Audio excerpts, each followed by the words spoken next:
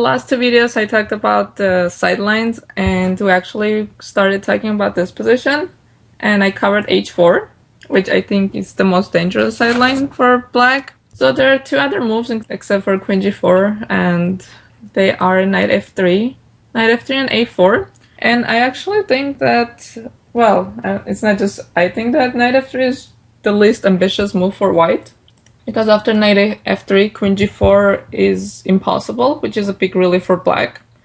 And it gives black a lot of options. Usually, knight f3 and a4, the structures are very similar, so the positions that arise are very similar. So if you know one, you probably know the other. And I'm really excited to do this video because it's not going to be focusing at all on very specific lines. There's like really no big danger, so you don't have to know something very specific. It's more about just really understanding the winnover. And I really hope that after watching these videos, you will get a really good understanding of the structures.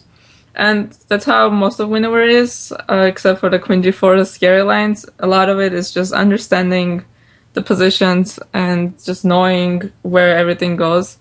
And if you're one of those people who likes to avoid a lot of theory and computer lines, then this is the perfect opening. Well, considering your opponent plays knight after a4.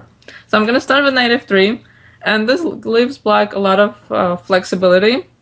Again, we're not going to castle on the king side right away. We don't want something like this to happen, and then like play a move, and you don't want to give white an easy attack for nothing and get into this kind of positions. So we're going to keep our king in the center for a while, and usually, unless it's really safe, we're going to castle on the queen side.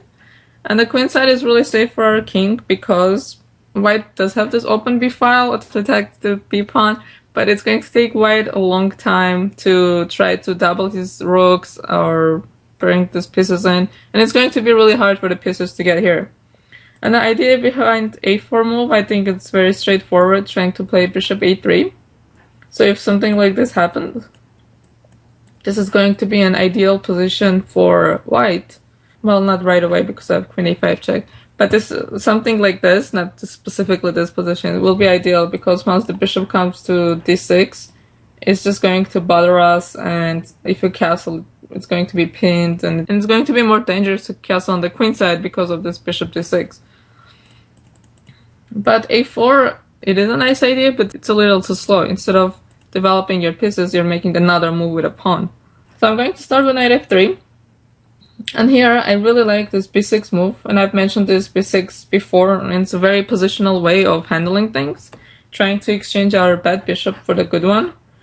And one thing that's important that I'm going to note is if this kind of, I think I've mentioned this before, but if this exchange happens, always remember to bring your knight back to c6. You don't want to put your knight on c7 because from c7 is really not going, white will put their pawn on a4 and your knight won't be going anywhere. So your knight really belongs on c6, especially if the position is open, because from c6 you can go to a5 and c4, and it's a really nice square for your knight, and then rook will come here. And once you exchange the bishop, you can castle on the king side, because there's not going to be any danger, and it's going to be really hard for white to build up an attack. But of course, and white is not going to allow that to happen. And as I've mentioned before, white has this trick, and going back. Also, white has this move, a4, and there are two ways of reacting to it.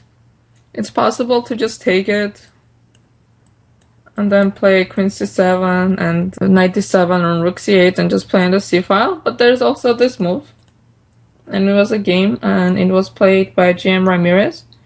And I really like this move because after castle, now we have this idea of going bishop c8 and trapping this bishop. So the game went something like this. So of course the bishop, trapping the bishop is not as easy, because white has this resource. a5, a6, take. And now after queen b7, we're going to win this pawn back. And after bishop a4, actually we're still going to exchange these bishops, because our bishop again is not going anywhere. So this b6 pawn is not going anywhere, it's ours eventually, and then we're going to have this really nice passed pawn. So it's going to be a really nice position for black to play. So for that reason, white is going to do the trick of checking and going to bishop d3. So knight f3, b6, check, here, bishop d3. So the main idea behind this whole setup for black is to play c4, and if he goes back, we have this really nice move. And this, I think this position we looked at in one of the variations of h4, so this should be something you've seen before. And before I start talking about this, just gonna go back for a second to a4 and note another difference. So if bishop b5, bishop d7, bishop d3, the a4 square is taken, so we can't do this anymore. So if we do this, it's just gonna leave us a really bad bishop because the a4 is taken, and now this bishop is going to be so much more active because there is no pawn on c5. So you have to be careful.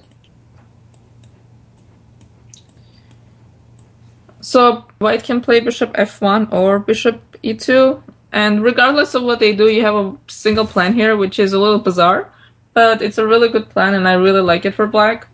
I think it gives black quite a playable position and it puts all pieces on like really good squares. So let's say white is still trying to play active with h4, h6, h5. So white is just trying to get some space on the king side, and the king in the center is pretty safe. It's really hard. Like the position is even more closed because we close the center, which is a little counterintuitive considering that's where our play is on the c file and on the queen side. So now we close everything. So it seems like white should get a good position, but we have a really good plan here. I don't know if anyone's seen this, but we have this idea instead of castling, because if we castle, then we have to commit our queen to here, which it kind of transposes to the h4 line, which we talked about before, if you remember. Here, when we talk about h4, and I mentioned this move here, check, and we've seen this position before, and I said that black shouldn't be in any danger, but the difference is now black is even more flexible because the queen is not committed to any square either. So, which means our queen is going to a completely different square, which is h7.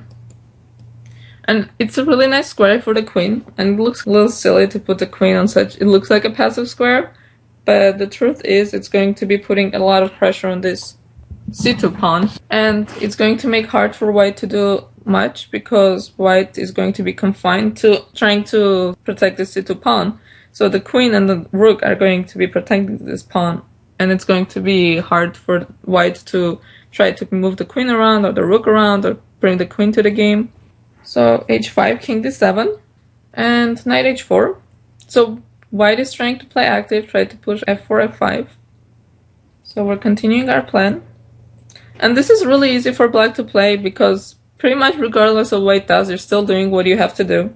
So it's not like you have to know a whole lot or you have to pay attention to a specific mode of order. I know I've been saying that the knight has to go to c6 after you exchange the bishop, but here actually be careful where you put this knight. Once I played a game and I really carelessly put my knight here, and then I realized that that's not a good square for my knight. Actually, the knight is going to c7. It makes a lot of sense because, like I mentioned earlier, if you play b6 and exchange the bishops and play f6, e6 is going to become a really weak pawn. And we haven't exchanged the bishops, but we put our bishop on a4, and it's more or less going to stay there because we can't move this bishop back. We can't allow white to have something like this to happen, because by putting our bishop on a4, another thing our bishop is doing is stopping this c1 bishop from getting out ever, because it doesn't really have any good squares to go to. So we didn't exchange the bishop and we haven't played f4, but white's idea is to play f4, f5 and take this, which is going to make this a really weak pawn. And you don't want your king in the center protecting the e6 pawn because there's always going to be bishop e6 kind of sacrifices. So you need your knight on c7 protecting this pawn. So knight a6. So if something like this, f4, knight c7, castle, g6.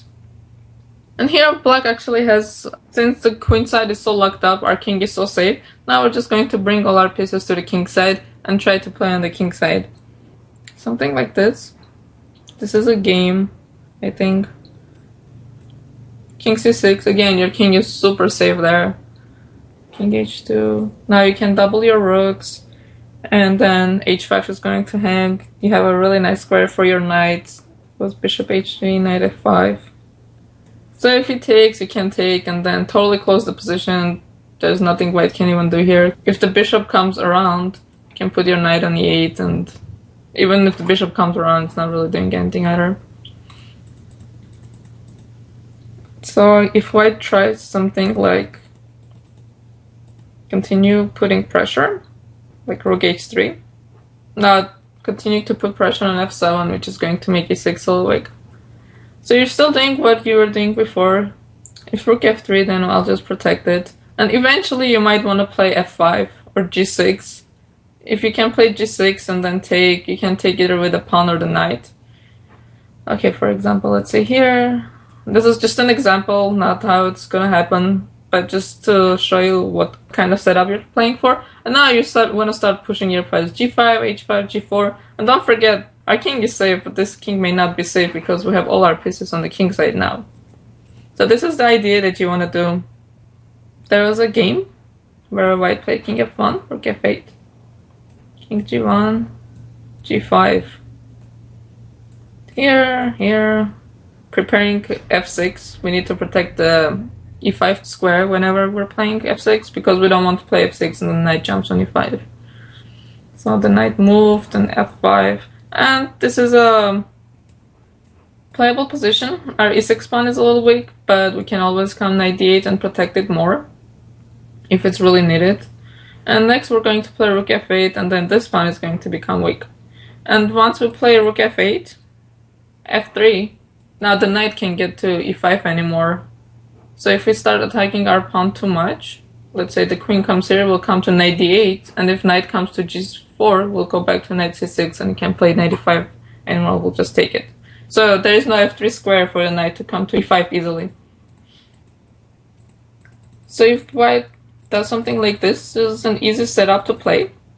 Another thing that white can try is to go bishop f1 after c4 and try to play g3 and bring the bishop to h3, which is going to help him play f4, f5. So after g3, still going to do the same thing, bishop f1. So let's say h4, h6. So if he plays this thing, it's going to be a very similar setup. Instead of bishop g4, the bishop's going to be h3. So again, you're still going to be doing the same things, bringing your knight to c7, your queen to the h7. But if you play something like g3, still doing the same thing. Castle here, knight e1. So now the knight is protecting the pawn, so this rook is free, but since the position is closed, the rooks aren't as active. There are no files for the rooks to play, so now it's even worse because at least the minor pieces can be active. So king c7, just moving out of the pin, knight g2. Since there is no f4, f5 immediately, our knight can go to d7, and we have f5 kind of ideas in the future. And if f4, we're just going to play g6, knight e3, h5. And now our queen looks really bad. It's not doing anything, our strongest piece, but neither is this queen. And now white doesn't have f5. And sometimes when white castles on the king side, he can start pushing the king side pawns, because if our queen's on c7 usually, it's hard to bring the queen here. But if once I put my queen here, you can do something like this and play g4, because then you're probably going to get checkmated. So this is a really close position, really hard. If someone wants playing for a win, someone has to start pushing really, really hard, which means they're going to weaken their position, which is probably not worth it. So after knight f3, I really like this b6 move. I think this setup is really great for black. Really easy to play, you don't really have to know much, just a simple setup, regardless of what white is doing, unless white is doing something crazy. You just put your pieces on the squares designated for them, and just see what white does, and then you'll decide what you do. And I suggest playing h6 first, just to avoid this knight g5 ideas. So just play h6 first, and king d7 here, and then bring this here. And I think it's going to be a really easy setup. Besides this setup, if you don't want to do this, there's a common setup, something like this. It happens after a4 too. I'll show it after I show a4. And usually something like this. Bishop d7, on f6. And this is another kind of position that happens. white castle on the king side, black is going to castle on the queen side, so it's going to be a really double-edged position. So I will show this a little more in detail in a little bit after I talk about a4. So a4, as I mentioned, bishop a3 is the main idea. And here, b6 doesn't work because we don't have that nice square for our bishop. So this is pointless. And whenever you play b6 as black, keep in mind that white has this bishop b5 idea. And as white, you should always keep in mind the bishop b5 idea against b6. So here, actually, I like this queen c7 move. And as I mentioned before, it's against queen g4. There is no queen g4, we'll just take, and this is coming. So white will play a normal move, knight f3. And here I like this waiting move. Because if white plays bishop d3, then you can't castle anymore because bishop h7 is going to happen. So h6 is a nice waiting move, trying to see what white is going to do. Because if white plays bishop d3, which he has to, because he doesn't have any other useful moves, and he can't play bishop a3 here because we'll take, and check. And you can't really cover with anything, so if you cover, I'll take this. So it's not so easy. So this h6 move, if white tries something like bishop d3, then we'll do b6. And if check, so now white is the one who wasted a move. And we played this h6 move, which is a useful move, which against bishop h7. So we won a tempo. So white has several tries here. You can try h6. h6, b6, check. Knight b6. So bishop d2, because now we want to trade. So if castle, we'll trade and play knight b4 and exchange. And this is a good exchange for us, obviously, because getting rid of a scary bishop, and we're not going to be in danger anymore. So if bishop d2, then we're going to play c4 here, f6, bishop f4, just castle. And the position is closed again, and there's no bishop on d3 bothering us. Our bishop on d7 is not that great, but at the same time, this bishop is not on this diagonal bothering us. So this position is another playable position for black. Next move, we're going to play knight g6. If something like queen d2, we'll play here and takes. We're not going to take because the pawn's on h4, so if we take, this can become dangerous. We'll just take here. And now this is going to be perfectly fine for us. So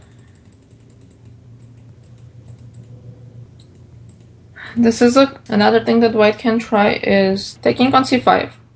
So knight d7. If we do something like this, I'll play queen d2 and bring the bishop here. And taking on c5 is actually quite pleasant for black. Even if you don't get the pawn back right away, you get this really nice triple pawns. So you get really good play just playing against these pawns. Because if white is trying to hang on to them, he has to waste a lot of resources. And sometimes you can even play b6 and sacrifice a pawn and then play on these weaknesses. So it will give you a lot of activity. So knight d7 here. Castle, take, castle. Again, we can't win this pawn back, but it's okay because we're just playing for activity. And f6. Rook e1, knight g6, queen d4, rook c8. If white is trying to hang on to the pawn, then we're just going to put a lot of pressure on the pawn and we have our pieces on the c file. So here already, it's a very playable position, and it's going to be hard for white to try to hang on to these pawns. Because if you play something like bishop a3, I can always just like come double my rooks and play on this file. So I think this queen c7 move is a nice quiet move and I like it. And if let's go to here. He plays bishop d3, b6, and castle, bishop a6. So now if we trade, so here we lost like 3 moves. Just to exchange that bishop, we put bishop a6, knight a6, and back. But it's a good exchange. Now the knight is going to go to c6, and we have knight c6, rook c8, and knight a5. And really nice play on the c file. So I think this position is also going to be really easy to play for us. So white has to try to play a5, otherwise once I put my knights in c6 and a5, remember, after a3, bishop c3, white is committing to this really bad pawn structure. So if you starts playing too slowly, then like really slowly, black is going to block these pawns and get really good play on the c file, because after the exchange of the bishop, there is no attack. So a5 here, something like this. And now we're going to take a6, and again, we're not going to worry about the c5 pawn. So next we're playing knight c6 and start pushing this pawn. So I think this is going to be quite pleasant for black. So now that I talked about this queen c7 move, I want to go back to this position. Both after knight f3 or a4, quite similar. If black tries to play queen a5, and so queen a5 is actually a really common move in this kind of positions, because c3 is a weak pawn, so obviously it makes sense to try to put pressure on the weak pawn right away. So let's say after a4, queen a5. So there are two moves, bishop d2 and queen d2.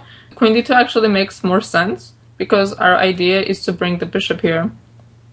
So we don't want to play a4 and then play bishop d2, because it kind of loses the purpose of the move a4. It takes away the square for our queen, because sometimes, not here, but sometimes we can do something like this. Like if we can bring our bishop around, sometimes we can do something like this. And now our queen is again, it's kind of out of the game, but it's really blockading the queen side, so it's going to be hard for white to make any advances here and pressuring the c2 pawn. Black always has that idea. So a4 here, bishop d2. Let's look at this move first. Knight bc6. It's also possible, but it's probably better to start with bishop d7, because it just gives you more flexibility. So something like this. And bishop b5 is a popular move here, and I don't think it makes a whole lot of sense. I think bishop e2 is the best way to play, because black's idea is to play c4 and castle on the queen side. So if you play bishop d3, c4, you're just giving black an extra tempo. So here we'll play f6. Castle, castle, rook e1. White doesn't want to do something like this. Something like this. Because now we get all this kind of ideas for our knight, and then we'll castle, and then we'll get this file. So it's going to give us a lot of ideas and a lot of game for us. So f6, castle, castle, rook e1, knight g6, pressuring this, bishop f1. Protecting the pawn, and rook f8. And next move we're going to double our rooks and take on e5, and maybe even sacrifice on f3. So it's just a very straightforward game for black, and white still has to figure out what they're going to do. The problem is this bishop can't come around because of this pawn that's always going to be problematic. So I think bishop d3 is usually worse. So let's look at this bishop b5 popular move. Bishop b5, I think c4, and now this bishop is trapped. So now next move, not next move, but whenever we can play a6, and this bishop is ours. We don't have to rush. If you know that you can always trade or force a trade of something, then you just wait for the convenient time for you, instead of rushing into it and going into a certain position. Now you can just make moves and get the position that you want to get, and then you'll trade the bishop. Now I just want to play here, bring this here, rook g8, and maybe bring our queen back eventually and go knight f4, or try to push these pawns, and then we'll trade the bishop whenever we want to trade the bishop. So I think this position is also, it's very structural. It's not about very specific moves. It's just knowing what to do and where to put your pieces. So bishop e2, I think it makes more sense. So after bishop e2, f6. And remember, whenever you have this set up, white always has this option of playing c4 and trying to open up the position. And usually opening up the position should be good for white, because he has the two bishops, and we know that bishops do well in open positions, as opposed to after c4. As we said before, when black plays c4, both of white's bishops, they're really confined and they don't really have good squares. So here, c4, knight d7, take. Now he has to take, because all the pawns are hanging in the center. D takes and castle. And this was a 𝐓𝐡𝐞 game, and it was a really old game, but I think it's very structural.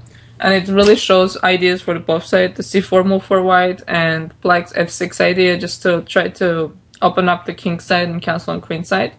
And here winning the c5 pawn might be not as temporary. White can hang on to it a little longer, because you may not want to take this pawn and then open up this bishop, because this pawn is really blocking this bishop. Now, next we're going to play e5, bishop f5, and probably bring this knight around, or put our rook on g8.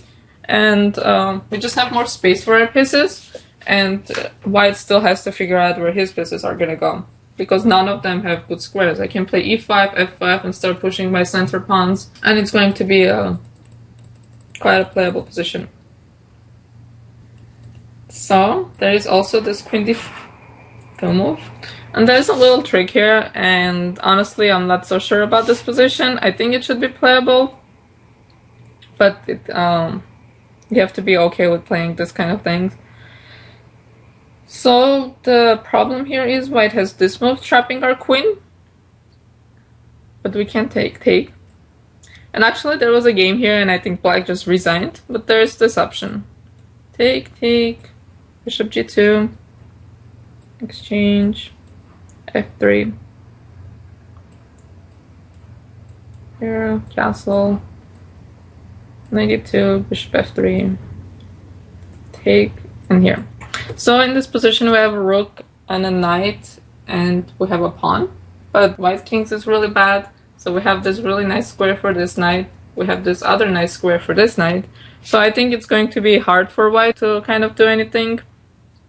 And actually here we're going to play f5 or f6 the next move, so our rooks can start doing anything. So I'm not sure if you're okay with playing this position. I think this is fine, but this is again another position that you need to play with someone or analyze yourself just to make sure you're okay with it.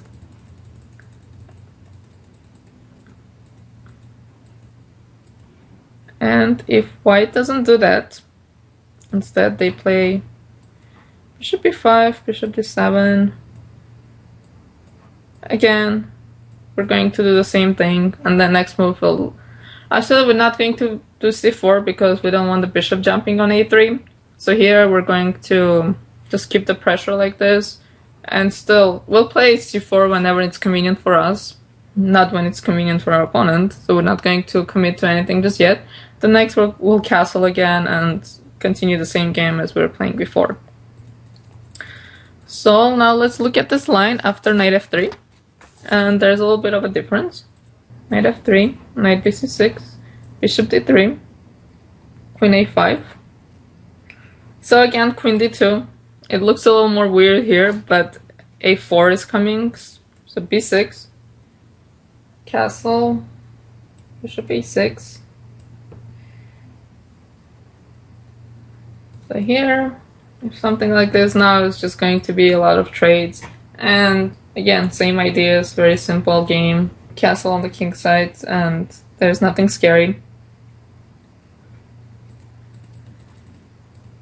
So here, maybe bishop d2 makes more sense, because there is no pawn on a4, bishop d7, castle, f6, and takes, knight h4.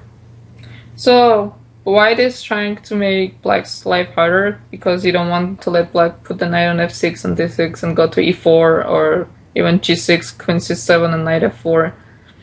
So here, f4, and rook g8. And I'm going to stop here in this line, because it's a very playable position. White can try to play f5 maybe at some point and sacrifice his pawn. And now you're gonna... When I was talking about taking on c5 for white, and as I was saying, you can put your pieces on the c file and it's going to be uncomfortable. Now it's the same thing, but the other way around, because now white is going to put all his pieces on the f file and it's going to be a little bit uncomfortable. So maybe we can just trade the knights if something like this happens. Or we can keep the knights and try to bring this knight here.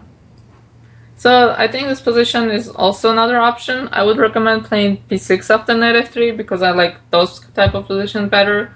but this is also playable and it leads to a more double-edged position.